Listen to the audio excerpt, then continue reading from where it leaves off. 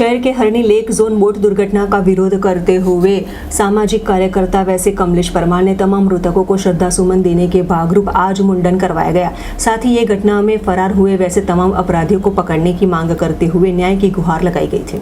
वडोदरा शहर के हरणी मोटनाथ तालाब में लेक जोन स्थित 18 जनवरी के दिन बोट दुर्घटना में 12 जितने विद्यार्थी और 2 शिक्षिका की मौत हो चुकी, जिसमें हिंदू शास्त्र के मुताबिक 12वें दिन पर आज सामाजिक कार्यकर्ता कमलेश परमार ने मुंडन करवाने के साथ तमाम मृतकों को श्रद्धासुमन अर्पित किए थे। तो वहीं बार बार वडोदरा शहर में घटित हो रही वैसी ये घटना के पीछे जिम्मेदार अधिकारी और कॉन्ट्रैक्टर को उजागर करने के साथ तमाम को ब्लैक लिस्ट करने की मांग करते हुए आज अनोखा विरोध प्रदर्शन किया था। जाहिर सी बात है कि कुछ मछलियां पकड़ी गई है, लेकिन अभी भी कई मुख्य अपराधी फरार है, वैसे गंभीर आरोप लगाए गए थे। ऐसे में बोट दुर्घटना में शामिल वैसे तमाम अपराधियों को पकड़कर न्याय की गुहार लगाते हुए आज अनोखा श्रद्धांजलि कार्यक्रम का आयोजन किया था।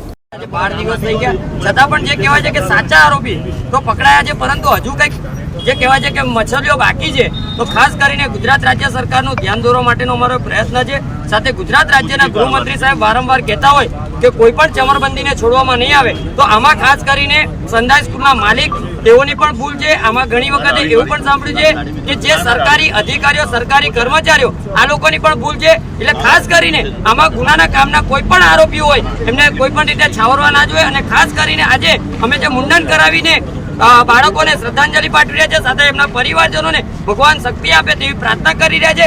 કારણ કે આજે જે કહેવાય છે કે એસઆઈટીની ટીમ બેસાડી છે, સાથે કલેક્ટરને પણ સૂચના આપી છે રિપોર્ટ તૈયાર કરવાની, ત્યારે આજ દિન સુધી કોઈ પણ કાર્યવાહી થતી નથી। એટલે ખાસ કરીને આજે મુખ્ય સૂત્રધાર ને મુખ્ય જે કહેવાય છે કે આરોપી હોય તેમની ધરપકડ વહેલામાં વહેલી તકે થાય તેવી ગુજરાત રાજ્ય સરકારને એક અપીલ કરીએ છીએ અને પ્રાર્થના કરીએ છીએ।